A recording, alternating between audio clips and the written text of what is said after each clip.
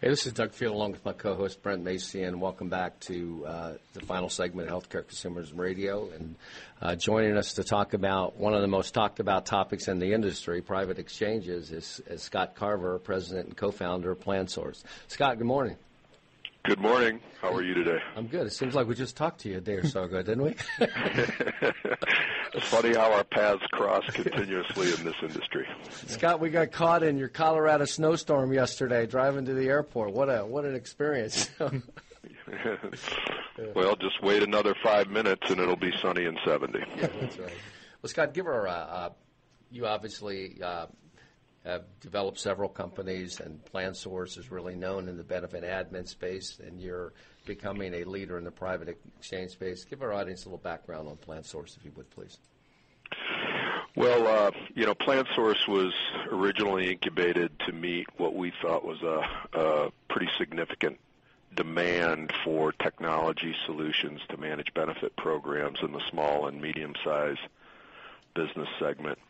In my previous companies, we had really focused on the enterprise level segment, but as technology progressed, we saw an opportunity to kind of extend that level of functionality and sophistication into the lower end of the market, and so that's kind of where we planted our roots, if you will. And as the healthcare landscape changed with ACA and, of course, rising healthcare costs, our business, a natural extension of that was to begin to manage these marketplace models along with defined contribution type of funding schemes. So as we started to see the emergence of private exchanges and public exchanges, quite frankly, we viewed that as really just a natural extension of what we were doing already. But it was to add some more consumer-centric tools to the application to make it a more sustainable or more relevant experience for consumers who are shopping in a marketplace. So it's really been, as I said, a very natural extension of what we do, and kind of speaks to our core competency, not only within PlanSource, but in some of the previous businesses that we had built and since exited. Scott, when you look at the employers out there, what's the adoption rate you're seeing amongst the private exchanges and employers moving their employee populations to these platforms? I think adoption right now is what I would characterize as modest. But I will say that you can't talk to an employer or a benefit advisor in this space without that concept being at the forefront of their planning or their strategic thinking. So there's a lot of employers who are looking at the model, trying to understand what the value proposition might be for them, how it might fit with their long-term strategy around benefit and healthcare delivery to their employees. So it's at the tip of everyone's tongue. I think what we'll see is we'll see more dramatic adoption occur in Q4 of this year with January 1 effective dates, and then probably a much more significant ramp in 2015 and beyond. Yes, we kind of see the same thing in the research that we do, is that broad majority of employers are looking. Many are waiting to see kind of the success rates coming out from the early adopters that have jumped in. What do you see happening with the broker-advisor community and their embracing of the private exchange model? I think the ones who are more forward-thinking are really viewing this as an opportunity to start to create separation from their competitors. I think many of them view it as an opportunity to create some distinction in their brand.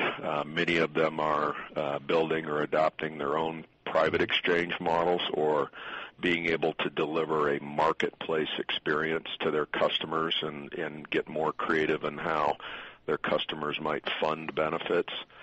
You know, I talk to benefit advisors every day, and every one of them tells me that they have never been busier. That's great. and it's because of this, you know, kind of this opportunity that sits in front of everybody and trying to figure out what it means for them. So I think they view it as a potential opportunity to really build their business and their brand. Yeah. Now, commissions are being compressed, healthcare commissions, but when you think about a marketplace, it provides an opportunity for folks to maybe extend more products, more lines of coverage, more relevant services to the employees of their customer base. So and there's an increased revenue stream, right? I mean, exactly.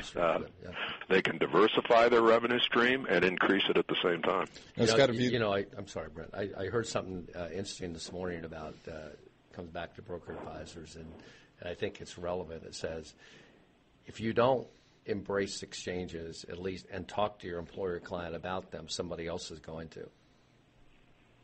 You are precisely right. Yeah. Scott, when looking at the private exchanges right now from an employer's perspective, that's a big shift for them because that's a whole new different delivery mechanism. But talk a little to the employee consumer. What does it mean to us as the employees who are going to be going in and having to utilize these platforms?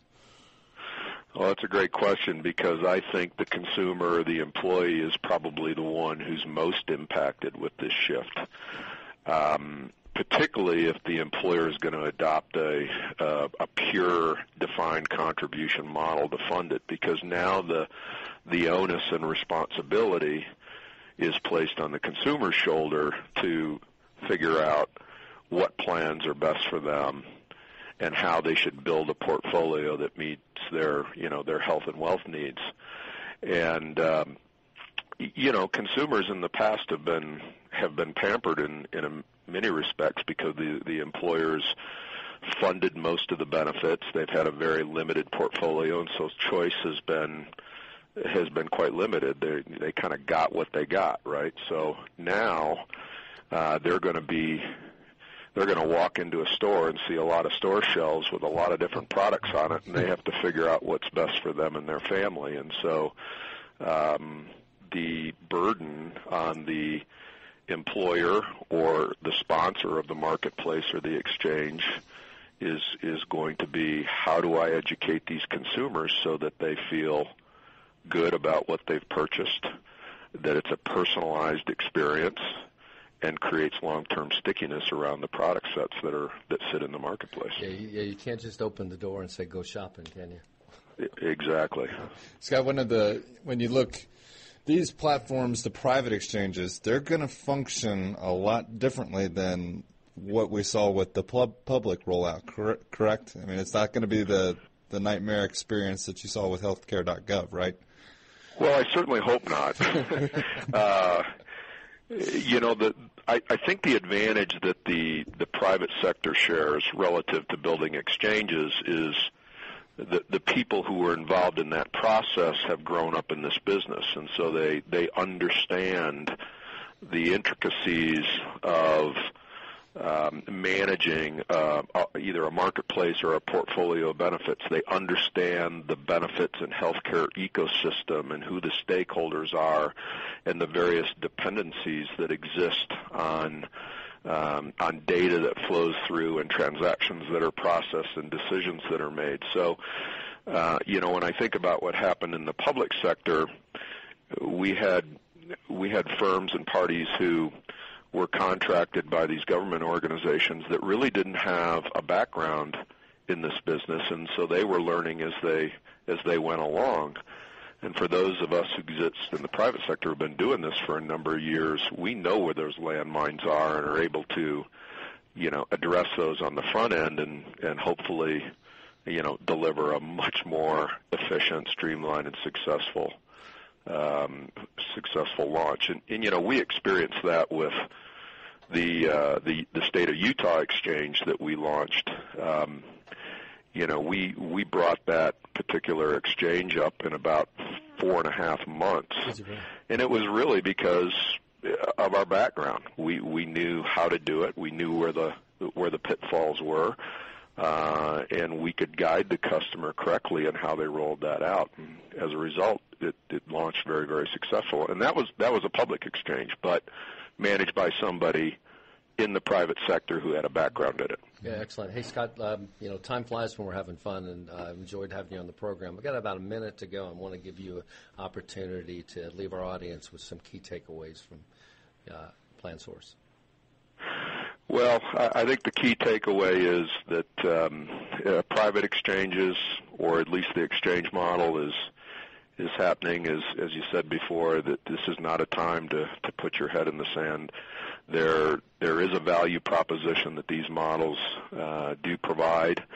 Our company sits right in the middle. As I said, we do have an expertise in being able to manage these things. So if people are interested in pursuing that model, we're certainly a viable option for them to consider. So I appreciate being on the show today, and look forward to doing it again possibly sometime. Yeah, glad to have you, Scott. Enjoy your weekend in Colorado. And to our audience, you can visit the PlanSource team at IHC Forum and Expo on May 7th through 9th. Scott, have a great weekend. To our audience, have a great weekend. And we'll see everyone next week on Healthcare Consumerism Radio.